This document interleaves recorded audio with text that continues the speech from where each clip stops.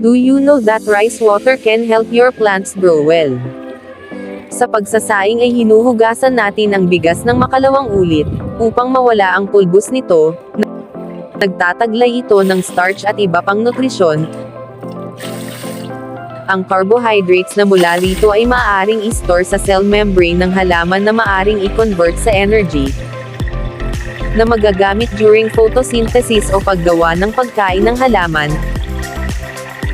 Nakakatulong din ang rice water, upang mag-thrive ang healthy bacteria tulad ng lactobacilli at mycorrhizae.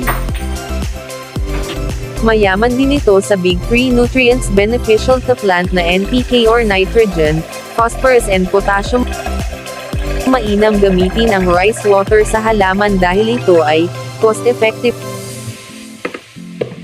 organic pesticide and fertilizer boost plant growth, increase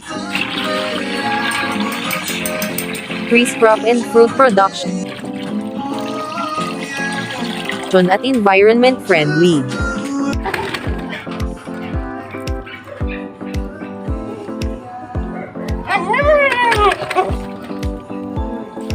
Like, share and subscribe for more gardening tips.